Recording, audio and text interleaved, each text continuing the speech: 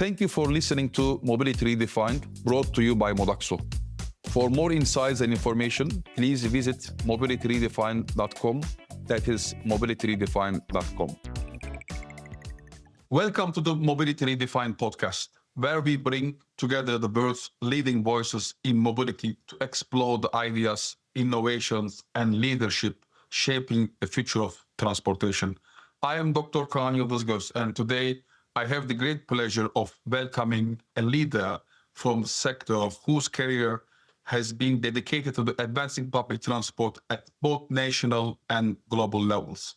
Today, joining me is Gautier Brodeo, who is the president of UITP, International Association of Public Transport. Gautier, thank you for joining us.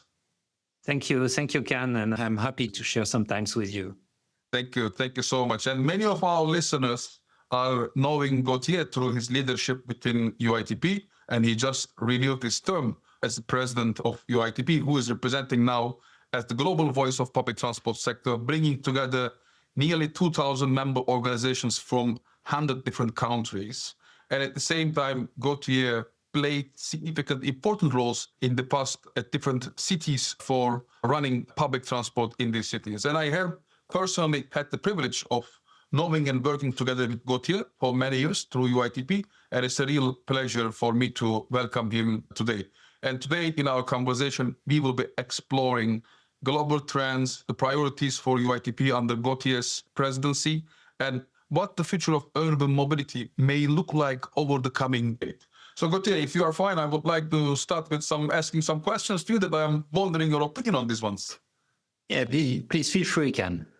Thank you, Gautier. Thank you. Let me ask you a general question to you. It's a general but very important question. Through your role, both in UITP and in your former organizations, you have a unique view of public transport systems across the world.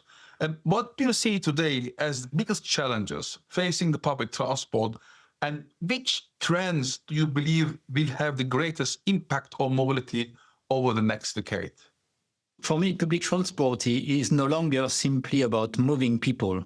It's a platform that enables sustainable, inclusive, and competitive cities. Demand is returning strongly in many cities, regions, but passenger expectations have changed. Cities face, in fact, three challenges. One is about climate commitments, and it means that we need more PT, but not also more PT, but more adapted public transport to the climate change. Urban growth, which is another challenge. So it's good for PT because if the city is growing, we need more public transport, but we need to be ready for this. And the other challenge, it's also an important challenge, is the budget constraints and the financial investment. So public transport must deliver more capacity, better passenger experience, and greater resilience at the same time. So for me, you asked me about trends, and the biggest trends will be, for me, AI and data-driven operations. By AI, I want to say that it will not be the thing which replace mobility, but help to facilitate it. And our sector could become a model of governance of artificial intelligence. Another trend is also to have an integrated mobility ecosystems. We don't have to have boundaries between buses, between train, between metro, between cable car. All the means of transport should be integrated. Electrification is also a big trend with decarbonisation. Real-time passenger information, our passengers are waiting for the good information, and especially when you have some, if I can say, bad events on our network, we have to have the right information in real time. I mentioned also the climate adaptation and network resilience. And there is two other trends. One is about cybersecurity, and behind you could have something about also safety. And one trend could be also about the age of our clients, because we started to have also old people, and not just old people, but old people in a good health. it means that they want to use public transport, and we have to take care of it. So the question is no longer whether public transport will transform, but how quickly our sector can scale innovation. And the time in our sector is really the big question, because it's a long term to produce project. And when I mention AI, when I mention the data, everything go very quickly. And AI is not a subject that it change every day. You have a new AI finally every day. And it's not the case of public transport. And we have to adapt to these new tools. So the future of mobility will not be defined by technology alone. It will be defined by how effectively we use technology to make public transport more attractive, more reliable, and more inclusive.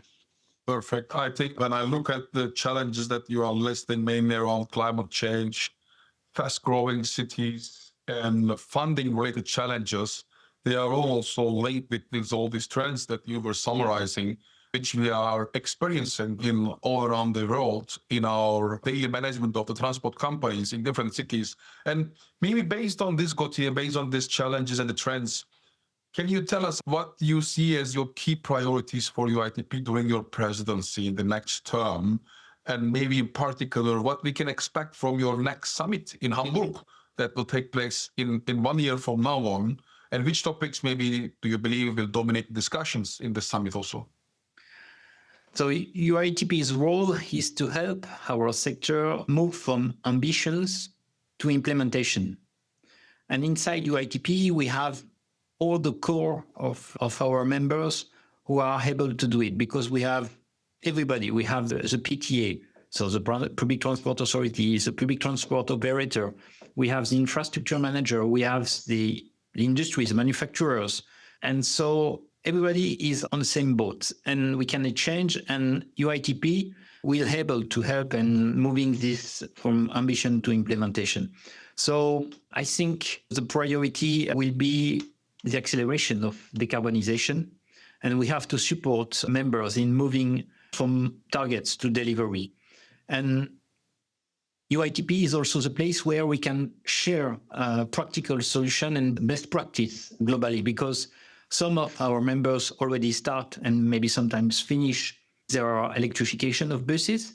So we can bring this experience and we can share inside UITP in order to avoid to make mistakes, or in order to go quicker than we expect, because we have this previous experience in different countries. And like this, for decarbonisation or electrification, we can share the legislation. And because when you bring a new depot with electrification, it means that you have also a regulation, and regulation could be different between the countries. And by UITP, you can bring this part, and so growing together. So it's important for me. The other priority for me is also driving innovation. I already mentioned just before digitalization, artificial intelligence, and automation, which are creating opportunities for every operator.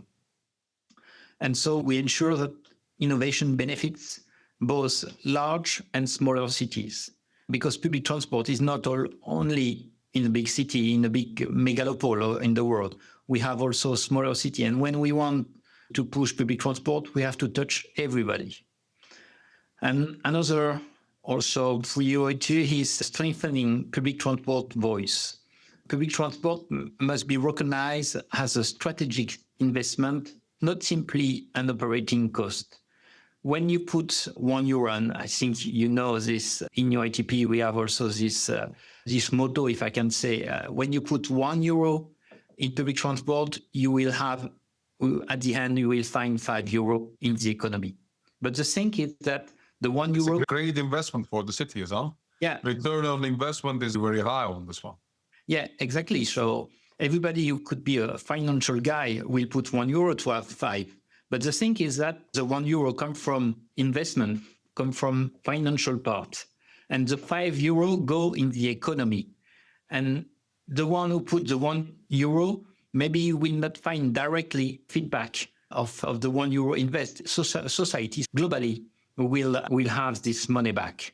And so that's why it's public transport, it's political decision. Certainly. So now creating more jobs with the public transport or creating more trade activities, even for authorities, collecting more taxes. But this one, that when the trade activity is better, that means the return on the authorities. And when you say public transport voice, maybe I was not planning to open this, but I need to mention you did a great campaign in April for the public transport day. When I was seeing all the posts all around the world coming for cities celebrating the global public transport day, led by you, it was great feeling when I was seeing everyone all around the world celebrating this big festival. Yeah, it was really unexpected results for the first time and the first kickoff of this campaign. And so it's on the 17th of April.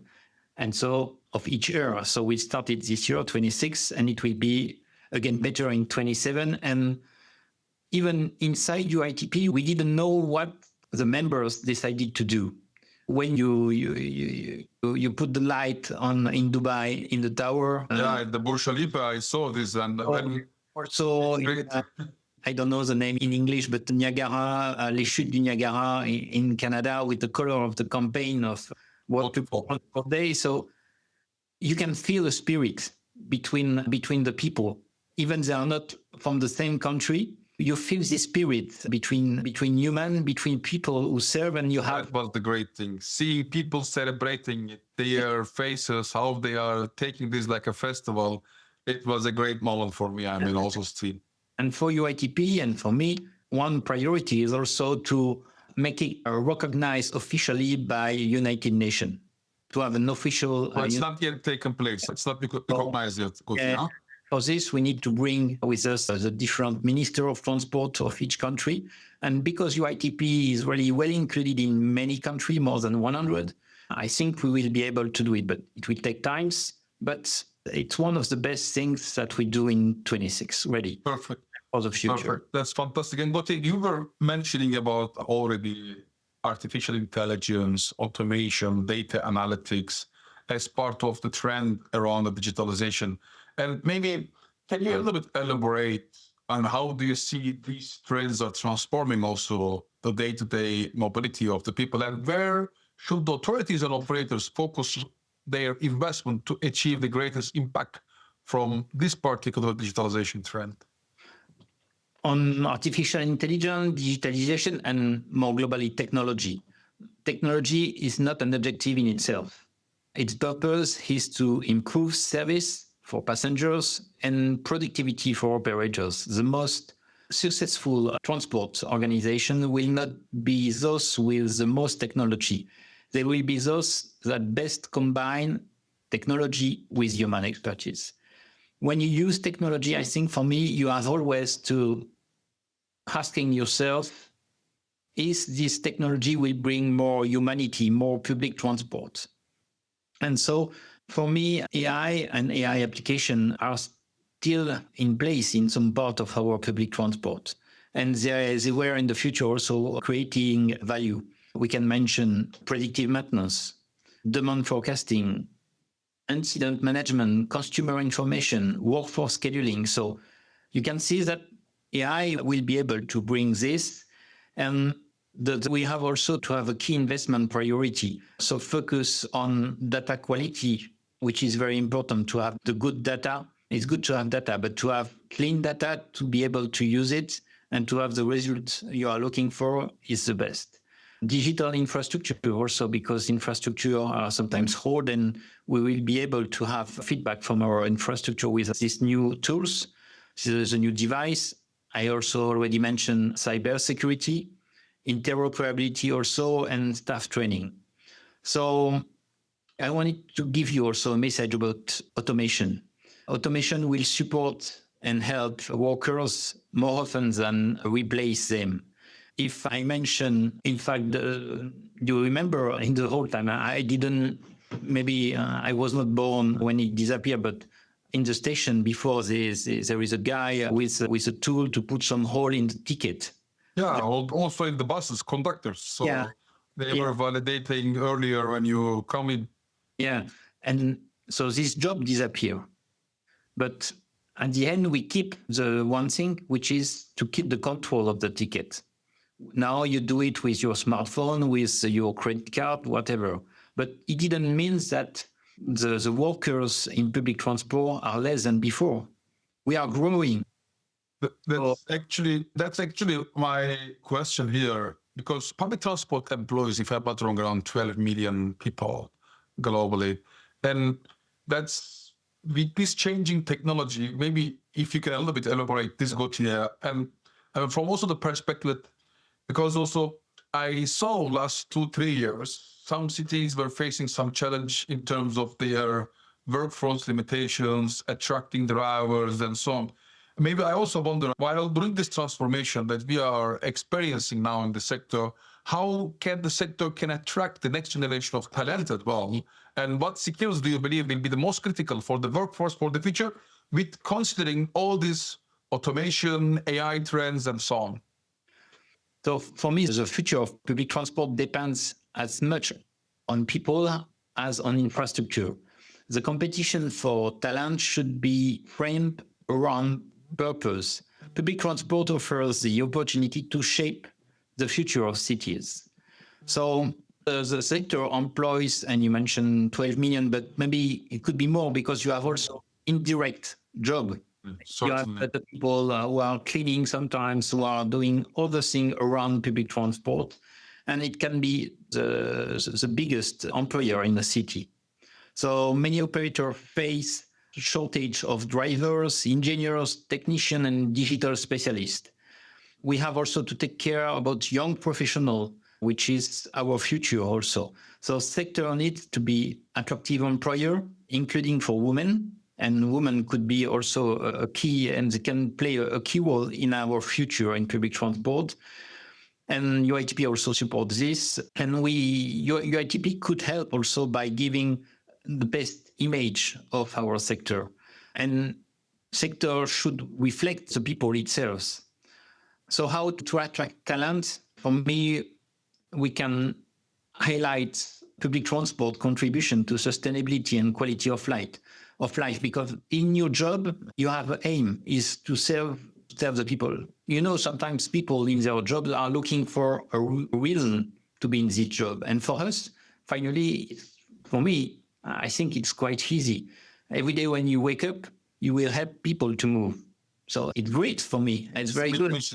And so we have also to maybe modernize our branding. We can also create more flexible career pathways, also increase diversity and inclusion, which is, I also mentioned women, but not only, there is also a bigger diversity to include in public transport, and invest in lifelong learning opportunities. And for the future skills we are waiting for, a technical point of view, we can think about data analytics, AI literacy, cybersecurity, system engineering.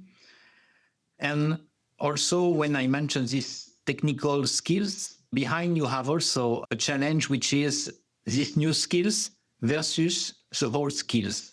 Because as I mentioned, we are in public transport in a long-term story. So it means that our system will stay in place during, I don't know, for signaling, it could be 25 years. For a train, we can go more than 60 years. So you keep old materials in your company, and you have also to keep the skills, which are basic skills, but we are really technical also. Like if I can mention boiler maker or welder, I don't know if you know this term, but certainly. Yeah, so, and these jobs are so important. There are more key jobs, but they are essentials for our sector. And there is another skills, which is also very important for me, is human. You know, UITP, the strategic plan is, the title is People First. And so we have to be also, to have skills inside of our sector who are dealing with a good leadership, to have a good collaboration, and people who are passenger-centric thinking and change management. And if you feel good in your job, you will feel good with your clients. For me, it's essential. Certainly. And Gautier, when you were talking around the trends, you also mentioned about decarbonisation, electrification, decarbonization. And from your perspective, what are the biggest barriers to achieving the net zero mobility? And what could be the practical setups that you could advise cities and operators to prioritize for accelerating the momentum for this transition? Public transport is already one of the most sustainable modes of transport, but the sector must continue to lead by example. The fastest route to net zero mobility is not simply replacing vehicles. It is enabling more people to choose public transport every day. So for me, the main barrier, one is, and we already mentioned about investment, the funding gaps. Another thing is the aging infrastructure. And so we have to deal with sometimes an infrastructure which is already in place. When you have a tunnel in the city, you are not going to build another one just close to this tunnel. So you have to keep it. And so you have also to manage infrastructure. Sometimes there are more than 100 years. And when you build it, even when you create a new line, you create it for life. We never see a metro line disappear in the world. Yeah, like metro in Paris, that you have a big experience. So another barrier, it's also the slow permitting processes. Another point is the energy availability, which is key. And, energy is in every part in the world now. And about the current crisis in the Middle East, and also the crisis with the war in Ukraine, which is difficult for everybody. So we have a question of energy availability. But I wanted to say one more word, it's to have a clean energy. You can have electricity, but if you produce it with CO2, it's not also the best. So we have to find a clean energy. And the last barrier, maybe for me, we need for long-term policy certainty, because it takes time. And sometimes when you decided to create a new metro line, it will be not the politician who takes the decision, who will be the one who will cut the ribbon. So practical priority for me, it's electrified bus fleets where appropriate. We need to extend rail and mass transit capacity. And so when you have an existing infrastructure, you have to increase and find a way to increase the capacity in your train. So we create BOA train, we create double-deck train, and also we can work on the system in itself. We have to create a system of operation who bring more train on the same track. So for this, we developed GOA4, which is a grade of automation 4. And just to remember that this term, and everybody in the world uses this now, it was created inside UITP.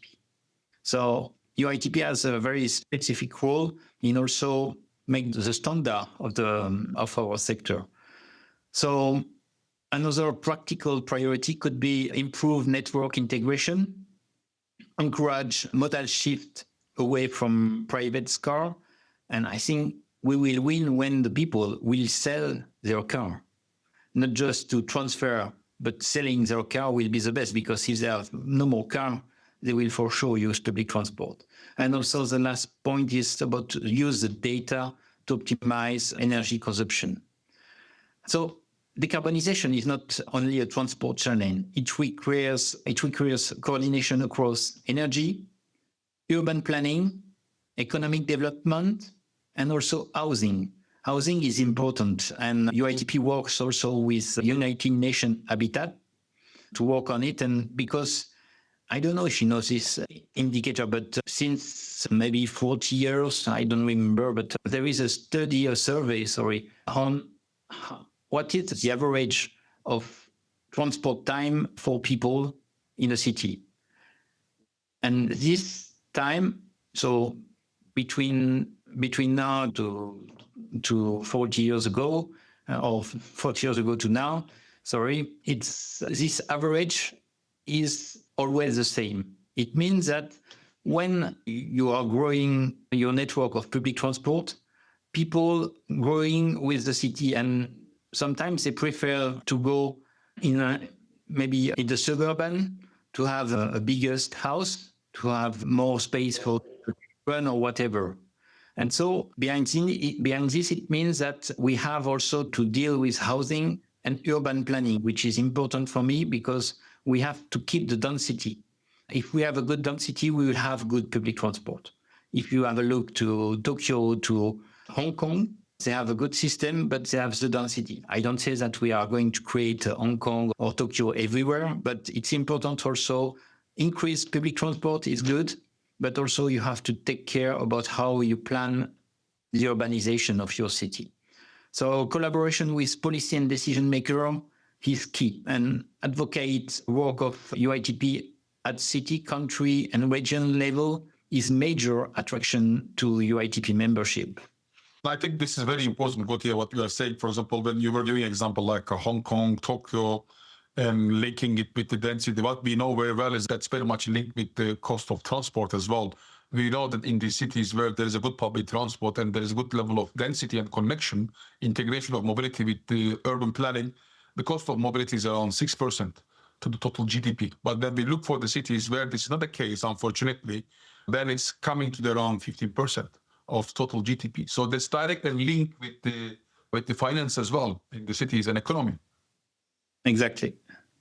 And Gautier, thank you so much. Before we conclude, let me ask you also one other question about how you see maybe 10 years from now on, if you look, let's say, for 2035, what do you think that most significant change happening in 10 years' time in the mobility sector? And what could be exciting you most on this one? For me, the future belongs to connected, sustainable, and passenger-centered mobility system. In 2035, success will not be measured by how advanced our technology is.